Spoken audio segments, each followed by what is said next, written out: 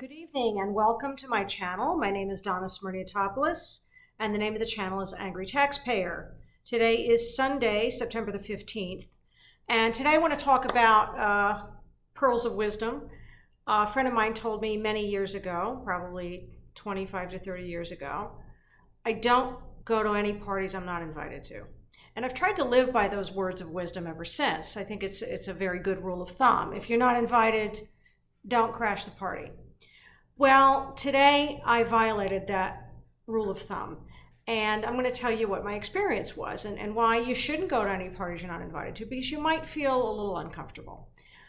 Tonight, for those of you who are not aware and didn't see my video from 2 days ago, the Facebook group Norwalk Women Who Vote hosted an event.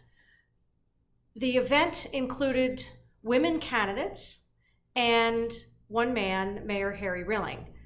Honest to God, true confession, I had no idea that this was RSVP only event. I saw the screen grab on my friend Lisa Brinton's page, and I wrote to them. I asked for information. They basically sent me back the same information that I could see on their Facebook page. And I think that their posting of this on the Norwalk community page was pulled down, but I did not see that there was an RSVP. So I showed up. Actually, when I arrived, I saw Lucia, and she was looking, lovely as always. And I complimented her on how great she always looks. And, I like Lucia personally on a personal level. And she was very pragmatic. She said, I go out a lot. I have to make a lot of appearances, so I always have to pull myself together. I really respect that. It does take some effort. As a concession to going out, I did wash and blow dry my hair, and anyone who has textured hair and tries to sort it out in the humidity, it's a little bit of a project. I didn't put in quite the effort that she did, but I don't think I have the same underlying gifts either. So I did make an effort to pull myself together, put on the jewelry, and I assumed that I would be able to just stand someplace.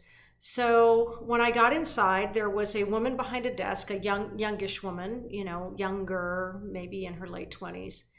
And I saw she was looking at a guest list. And I said, I didn't know that you had to RSVP. And she said, yes, this is RSVP only. And I explained to her that I had written for information, that I had asked to be let onto the page, had not heard back anything. I didn't say that in the interim I had posted a video about how hypocritical I thought the whole thing was. I spared her that.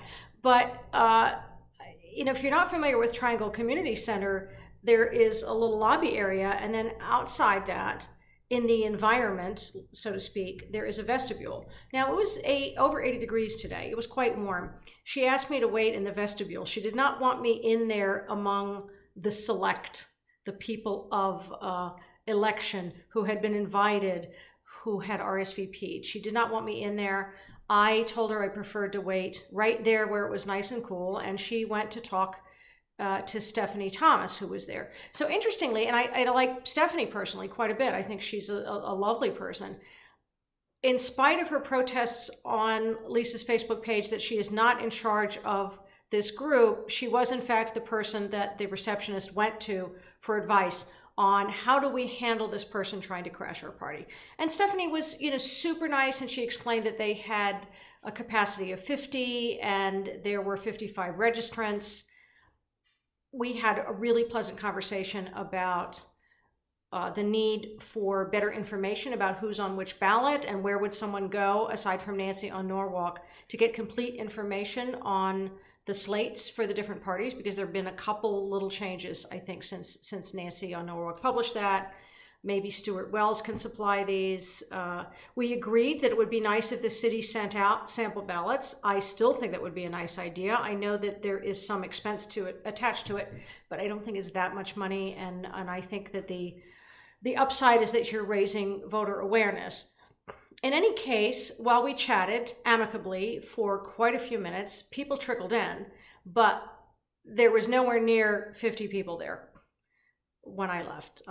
She was called forward at some point, it was now past the point at which, well past the point at which it was supposed to begin. It was supposed to begin at 5:30.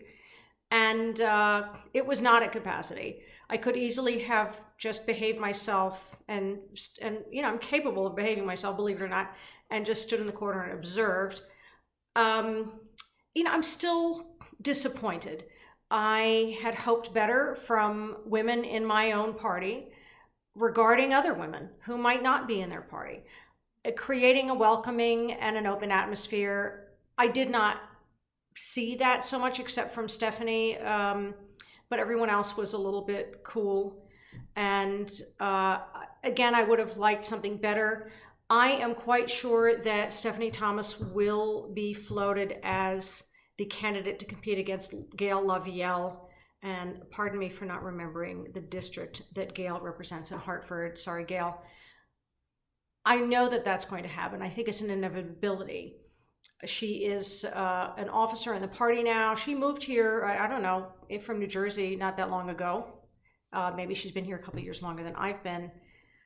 I think she checks the right boxes for them. I think that Gail, because she lives in Wilton, this is sort of a loss. Some of our districts are gerrymandered, and in fact, Bob's district is also gerrymandered because some of his constituents live in Darien. So it would be quite a coup for the Norwalk Democratic Town Committee to unseat Gail Lavielle and to put that in their column.